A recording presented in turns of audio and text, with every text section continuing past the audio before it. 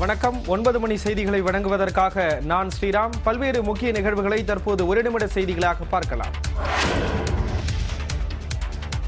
திரைப்பட நடிகரும் இயக்குநருமான மனோபாலா உடல்நலக்குறைவால் சென்னையில் காலமானார். அவருக்கு வயது 69. திரைத்துறையில் தயாரிப்பாளர், இயக்குநர், நடிகர் என பல்வேறு பரிணாமங்களில் பயணித்த மனோபாலா ரஜினியை வைத்து ஊர்காவலன் உள்ளிட்ட 20க்கும் மேற்பட்ட படங்களை இயக்கியுள்ளார். 1982ஆம் ஆண்டு வெளிவந்த ஆகாய கங்கை இவர் இயக்கிய முதல் திரைப்படமாகும்.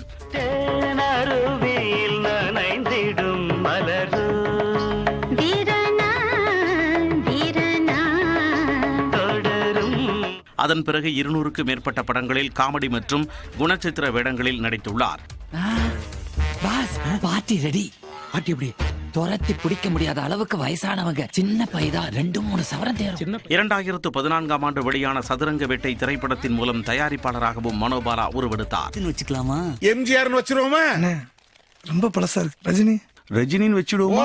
ரஜினினே வச்சிருவோம். கடந்த சில நாட்களாக கல்லீரல் பிரச்சனையால் அவதிப்பட்டு வந்த மனோபாலா அதற்காக அப்போலோ மருத்துவமனையில் சிகிச்சை பெற்று வந்த நிலையில் புதன்கிழமை மதியம் காலமானார். மனோபாலாவின் உடல் சாலிகிராமத்தில் உள்ள அவரது வீட்டில் அஞ்சலிக்காக வைக்கப்பட்டுள்ளது. வியாழன் காலை 10:30 மணி அளவில் வளசரவாக்கத்தில் உள்ள மயானத்தில் மனோபாலாவின் உடல் தகனம் செய்யப்படுகிறது. மனோபாலாவின் உடலுக்கு மாலை அணிவித்து மரியாதை செலுத்திய நடிகர் நட்ராஜ் அவரது குடும்பத்தினருக்காக இறைவன் தைரியம் அளிக்க வேண்டும் என தெரிவித்தார். அவருடைய நண்பர்கள், குடும்பத்தில் என்னோட அனுதாபங்கள், அவருடைய ஆத்மா சாந்தி அடைய எல்லாம் இறைவனை பிரார்த்திக்கிறேன். நன்றி, வணக்கம். திரைத்துறையில் வளர்ந்து வரும் கலைஞர்களை பாராட்டும் குணம் படைத்தவர் மனோபாலா என கவிஞர் ஸ்நேகன் தெரிவித்தார். ஒரு சின்ன விஷயம் பண்ணிட்டாலும் நைட்டு 1 மணி 2 மணி 3 மணி அதை பார்க்க மாட்டார். உடனே தொலைபேசியில் தம்பி பார்த்தாண்டா அப்படின்னு சொல்லிட்டு என்ன மட்டும் இல்லை, வளர்ந்து வர எல்லா கலைஞர்களையும், நடிகர்களையும், இயக்குநர்களையும் பாராட்டக்கூடிய ஒரு அற்புதமான மனிதர். திரையின் எல்லா துறைகளிலும் இயங்கியவர் மனோபாலா என கவிஞர் வைரமுத்து புகழாரம் சூட்டியுள்ளார். இது தொடர்பாக ட்விட்டரில் பதிவிட்டுள்ள அவர், ஒரு நகைச்சுவை கடைசியாய் அழவைத்து விட்டதாக குறிப்பிட்டுள்ளார். ஒல்லியாக இருப்பவர்கள் நீண்ட நாள் வாழ்வார்கள் என்ற மனித கணக்கை மரணம் உடைத்து விட்டதாகவும் வைரமுத்து தெரிவித்துள்ளார். ஐபிஎல் கிரிக்கெட் தொடரில் Chennai Super Kings, Lucknow Super Giants அணிகளுக்கு இடையிலான போட்டி மழை காரணமாக பாதையில் கைவிடப்பட்டது.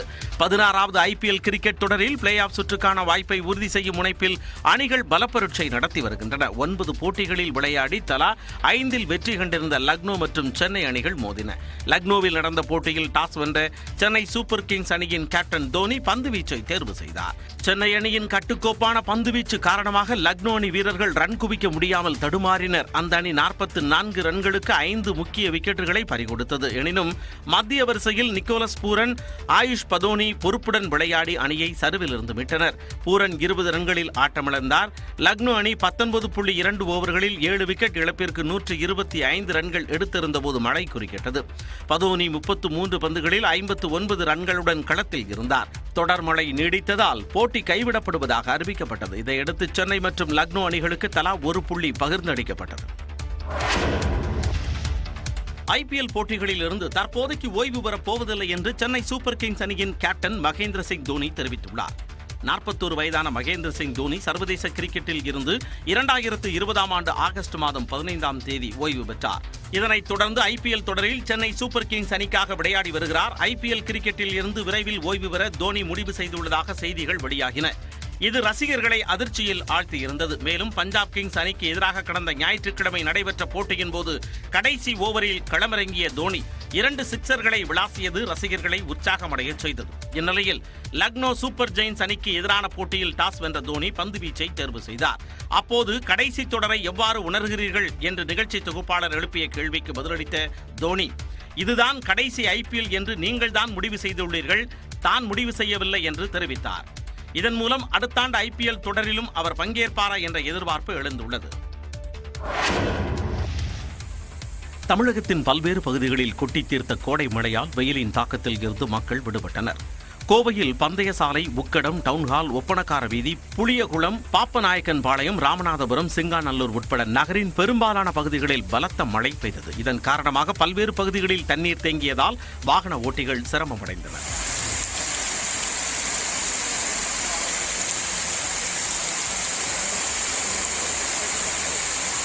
இதேபோன்று தூத்துக்குடி மாவட்டம் கோவில்பட்டியில் தொடர்ந்து 2வது நாளாக பலத்த மழை பெய்ததால் பொதுமக்கள் மகிழ்ச்சி அடைந்தனர். சுற்றுவட்டார பகுதிகளான திட்டங்குளம், மூப்பன்பட்டி, இனாமணியாச்சி, நாலாட்டின்புதூர், பாண்டவர்மங்கலம், இலுப்பையூரணி உள்ளிட்ட பகுதிகளிலும் 1 மணி நேரத்திற்கு மேலாக மழை கொட்டி தீர்த்தது.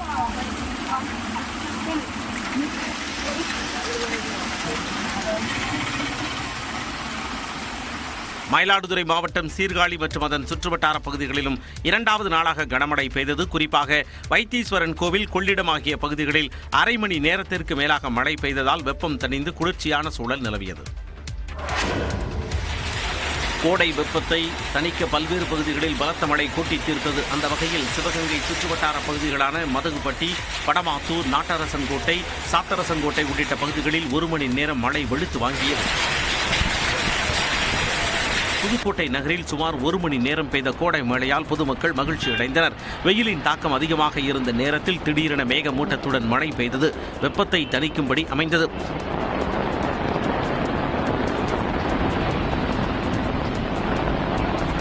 திருவண்ணாமலை மாவட்டம் ஆரணி மற்றும் சுற்றுவட்டார பகுதிகளிலும் கனமழை பெய்தது.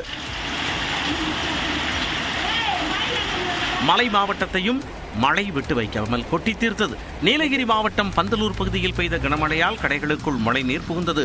கால்வாய் ஓடைகளை தூர் வாராததே தண்ணீர் புகுந்ததற்கான காரணம் என பொதுமக்கள் குற்றஞ்சாட்டினர்.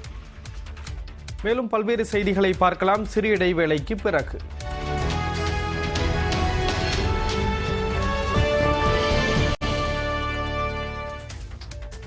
தொடர்ந்து 1 நிமிட செய்திகளை பார்க்கலாம்.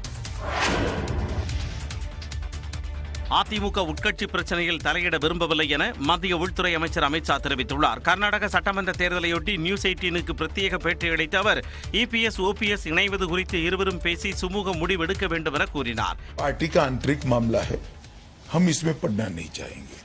उन लोगों ने रिजॉल्व करना चाहिए. पर आप चाहेंगे कि एक मेरे चाहने से क्या होता है, उनकी पार्टी का आंतरिक मामला है, उन लोगों ने रिजॉल्व करना चाहिए. இதனிடையே அமித்ஷாவின் கருத்து தனக்கு ஆச்சரியம் அளிக்கவில்லை என அதிமுக முன்னாள் அமைச்சர் வைகை செல்வன் தெரிவித்துள்ளார். பாஜக எப்போதுமே உட்கட்சி விவகாரங்களில் தலையிடுவதில்லை. அதோடு மாற்றமில்லாமல் 2 பேரையும் இணைய வேண்டும் என்ற சமரச முயற்சிகளுக்கு பஞ்சாயத்து செய்து கொண்டிருப்பதில் அவர்களுக்கு விருப்பமில்லை. அதிமுகவின் உட்கட்சி விவகாரத்தில் அமித்ஷாவின் கருத்தை வரவேற்பதாக OPS ஆதரவாளர் கூப்பா கிருஷ்ணன் தெரிவித்துள்ளார். உண்மையை சொல்லி இருக்கிறார். எங்களுக்கும் எங்கள் அணிக்கும், அதாவது அண்ணன் OPS அணிக்கும் அண்ணன் EPS அணிக்கும் இடையே நடக்கக்கூடிய உள்கட்சி பிரச்சனை இது. இந்த பிரச்சனையிலே இனி ஒரு கட்சி தலையிடுவதை நாங்களும் விரும்ப மாட்டோம், அவர்களும் விரும்ப மாட்டார்கள். வரக்கூடிய பாரதிய ஜனதாவும் விரும்பவில்லை என்பதை உள்துறை அமைச்சர் தெளிவுபடுத்தி இருக்கிறார். அமித்ஷாவின் கருத்து அதிமுகவிற்குள் மீண்டும் சலசலப்பை ஏற்படுத்தியுள்ளது. மதுரை மீனாட்சி அம்மன் கோவிலில் சித்திரை திருவிழா தேரோட்டத்தில் லட்சக்கணக்கான பக்தர்கள் கலந்து கொண்டனர். உலக புகழ்பெற்ற மதுரை மீனாட்சி அம்மன் கோவில் சித்திரை திருவிழா கடந்த மாதம் 23ஆம் தேதி கொடியேற்றத்துடன் தொடங்கியது. இதன் முக்கிய விழாவான தேரோட்டம் புதன்கிழமை நடைபெற்றது. அலங்கரிக்கப்பட்ட பிரம்மாண்ட தேரில் பிரியாவிடை சமேதகராக சுந்தரேஸ்வரரும், சிறிய தேரில் சிறப்பு அலங்காரத்தில் மீனாட்சி அம்மனும் எழுந்தருளினர். சிவனடியார்களின் பஞ்சவாதியங்கள் முழங்க லட்சக்கணக்கான பக்தர்களுக்கு இடையே தேர்கள் வலம் வந்தன.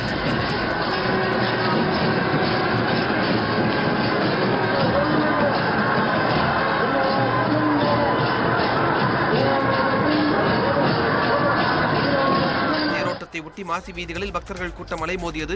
மேலும் பெண்கள், இளைஞர்களின் ஆட்டம் பாட்டத்தால் மாசி வீதிகள் களை கட்டின.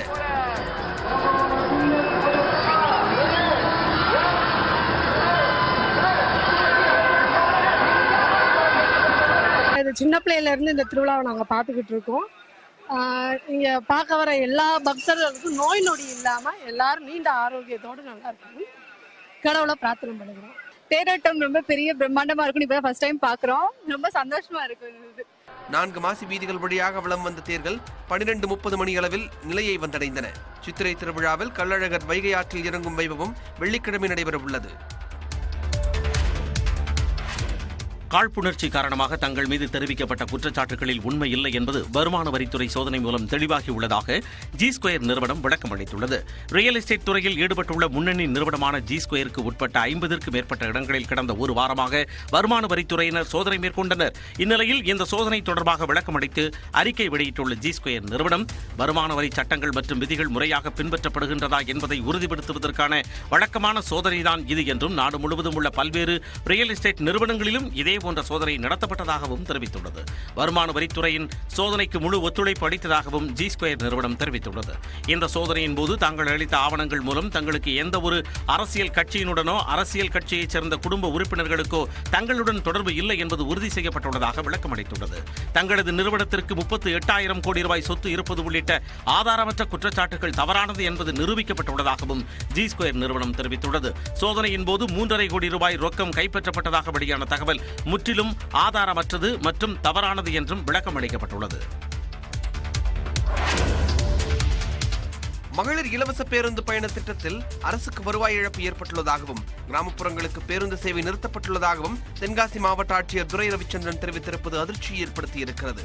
தென்காசி மாவட்டம் ஆலங்குளம் ஒன்றியத்திற்கு உட்பட்ட வாடியூரில் தொழிலாளர் நாளை ஒட்டி கடந்த திங்கட்கிழமை கிராம சபை கூட்டம் நடைபெற்றது. இந்த கூட்டத்தில் பேசிய ஊராட்சி மன்ற தலைவர் ஸ்நாபக அந்தோணி கடந்த 40 ஆண்டு காலமாக தென்காசியிலிருந்து தடம் எண் 13 என்ற பேருந்து தங்கள் ஊருக்கு வந்து கொண்டிருந்ததாகவும் தற்போது அந்த பேருந்து நிறுத்தப்பட்டுள்ளதாகவும் கூறினார். இதைத் தொடர்ந்து பேசிய ஆட்சியர் துரை ரவிச்சந்திரன் மகளிர் இலவச பேருந்து திட்டத்தால் போக்குவரத்து கழகத்திற்கு வருவாய் இழப்பு ஏற்பட்டிருப்பதாக கூறினார். உங்களுக்கு தெரியும், மகளிர் போக்குவரத்து இலவச பஸ் விட்டதிலிருந்து பெரும்பாலும் பஸ்ஸுகள் வருமானம் இல்லாதனால ஒரு கட்சாட்டு ரூட்ல வர்ற போது நிறைய நிறுத்தி இருக்காங்க. ஸோ அதில் இப்போ பாசிபிலிட்டி இருந்ததுன்னா நம்ம இப்போ பேசி உங்களுக்கு நான் தக்க நடவடிக்கை எடுக்கிறேன் என்று தெரிவித்துக் கொள்கிறேன். இது தொடர்பாக மதுரை ஆட்சியர் துரை ரவிச்சந்திரனை தொடர்பு கொண்டு கேட்டபோது இன்னும் ஒரு மாதத்திற்குள் வாடியூர் கிராமத்திற்கு பேருந்து சேவை தொடங்கப்படும் என்றார். இப்ப மறுபடியும் அந்த கிராமத்துக்கு பஸ் எதுவும் சேவை இயக்கிறதுக்கு பஸ் சேவைக்கு வாய்ப்பு இருக்குங்க. Okay okay. மகளிர் இலவச பேருந்து பயண திட்டத்தால் அரசுக்கு வருவாய் இழப்பு என்று ஆட்சியரே பேசியிருப்பது சலசலப்பை ஏற்படுத்தியிருக்கிறது. அண்மை செய்திகளுக்கு இணைந்திருங்கள். இது நியூஸ் 18 தமிழ்நாடு.